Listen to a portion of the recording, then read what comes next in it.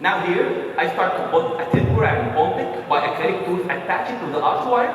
It's very, very simple. And don't forget that figure 8 tie to prevent the patient from rotating the acrylic tooth around the arch wire. Okay, it's very, very simple. And after space completely formed and occlusion settling in the posterior segment, just wait the patient to put implants. And check before removing the braces the angulation of the central and canine. Because at the past, I was referring the patient for implantologist. So I don't care about the implant. But now I'm the one who will put the implant. So I'm caring about the finishing the roots of the central, the roots of the canine before removing the braces. And check also the backmoning width, because it's challenging for the implantologist or the surgeon. I now have enough bone, buccolingually, and no need for phase 1 or buccal augmentation of the bone. How many millimeter? We opened about 6 millimeter for the lateral incisor. And we need to use small implants. So it's about 3 millimeter or 3.3 millimeter, okay? So you have 1.5 millimeter mesially and distally around the implant for osseointegration and you can build the crown of the implant. So now 6 millimeter incisally and the implant around 3 millimeter diameter, 1.5 millimeter mesial and 1.5 millimeter distal. What's the ideal time to place the implant? It's an important issue. There is many literature spoke about that topic, and the most predictable method to monitor changes resulting from craniofacial growth is through total imposition of sequential cephalometric X-ray. It's around 6 months to 1 year, but we have the risk of X-rays, okay? So now they advise that in general, the average age of growth completion is about 17 years for females and 21 years for males. Thus, implant placement could happen after this age. Nevertheless, these data represent a statistical average and are not suitable for any given patient. So just wait above 17 or above 18 and you can go for implant. Determining the sensation of vertical growth by Hokage, and the conclusion was the growth of the facial skeleton continues after puberty, but the amount of growth decreases steadily and after the second decade of life seems to be clinically insignificant. So now it's time to place implant bilaterally 3 millimeter and just go for osseointegration time and then fix the crowns. So I was lucky that I started the braces around 16 to 17 years old, and after 2 years I finished my orthodontic treatment, so I can put the implant during the orthodontic treatment phase. In some patients, if you start the treatment earlier, like 12 years, so you will have more time between the implant and the braces removal. So more risk for buccolingual width resorption of the bone. So now I placed 2 mini implants. I don't know if you are interested in putting implants or no, or anyone of you have double qualification? Ortho and implant? Okay, just prepare the case for surgery.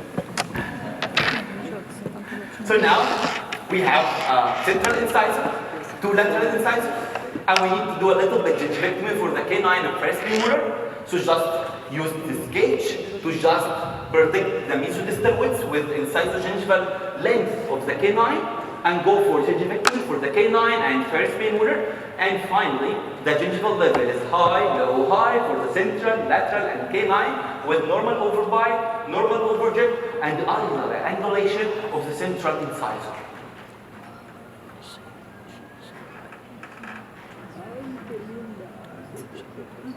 And that's the smiling profile photo and profile photo for the patient before and after. That's no changes in the lip position for the E-line relation with the lips and 45 degrees smiling for the patient.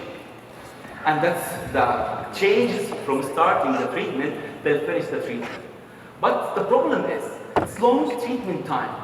Seems like I changes the clinic decoration about 3 times during this treatment. And at the end of treatment, I changes the location of my clinic to another place, just to stop following up the patient. Because you are started here, and you can see the changes that happen in the patient during this age. Okay, So the harder you work for something, the better you will feel when you achieve it. We have another challenge. The space opening mostly may be indicated, it's like guides, but not in all cases. If you have multiple missing teeth, laterals, premolars, molars, and if you have reversed overjet due to retrocline upper incisors, so we will think about space opening. So most of the space will be used to protrude the upper. Let's go for this case. The patient came to the clinic just complaining about 1 millimeter midline diastema. And as you see here, you have a little bit whiter color in the lateral and the canine. So it's not permanent. It's a primary laterals and primary canines. And the patient only complaining about 1 millimeter diastema and crowding in the lower arch. Class 1 molar relation, class 1 premolar and canine. So now, in the occlusive photo for the patient, we have two bulges in the back that indicating the canine position. And after requesting panoramic X-ray, the canine is pushing the retained piece, so more resorption happens for retained piece, and it's a little bit toward the midline. And as you can see here, the mesodistal width of both canines is a little bit larger, which is indication for impaction palatine. And the literature spoke about, if you have retained C with big bite, okay, and in an anomaly of the lateral, either missing or big shape, you have a palatally impacted canine. So now we have retained B's, retained C's, and canine. So my plan to extract C's and maintain the primary lateral in place and to retract the canine in the ideal position. After CBCT requesting from the patient, it's palatally located with a small amount of bone covering. So the first phase will be canine traction, how to deal with impaction treatment. And the second phase, after 18 years old for the patient, I will go for extracting the primary piece and putting the implants. That's the smiling for the patient. The problem list was remaining upper B's and C's, impacted upper both canines, and missing upper laterals and crowding in the lower arch. So just start to level and align. And the plan was just to go for open exposure for the canine, not closed. I choose open eruption technique. And then after open eruption technique, I will use double brackets. It's like, not double brackets, double wire. It's like baby back mechanics, as you know. And after retracting the canine, I will not bond any brackets on the lateral. So just expose the canine and holding eyelids and the gradual retraction of the permanent canine in C's space. And after that, I will ready for the implant placement and extraction of B's. So step by step, exposure, open eruption mechanics. After leveling and align, it's time to extract remain C's and to make a server chain to track the canine in its position. And it moves palatally, and then gingivectomy, and to bond braces into the canine, a little bit extrusion needed, and rotation.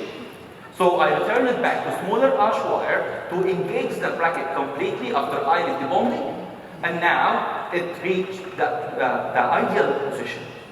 Before removal of the braces, you should go for panoramic X-ray to check the angulation. And I have a filler cases, like you can see here. You can focus on the problem here. I have enough space incisally, but I don't have enough space apically.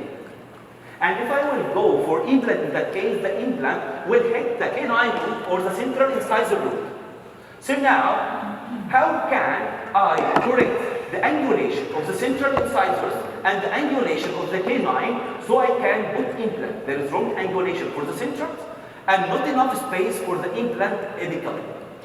Let's revise our three options: the pins or rebonding and make switch of the brackets, or to use power arm, but I can't use it now. So I went for the best option for me, just rebond the right and left switch, okay? And to rebond also canines and a little bit angulation of the canine bracket to correct the angulation of the canine. And of course, I went back to smaller arch wire so I can engage. But now during leveling and alignment, what will happen is diastema formation again, okay? So to prevent the space from reopening, you can make a ligation or ligation for the two central incisors. The less is more. It's too simple, but just don't forget to make a ligation wire that ligating the two central incisors. So now, the force will go directly from the chiral, from the crown to the roots. So no reopening space incisor, and just the root will move.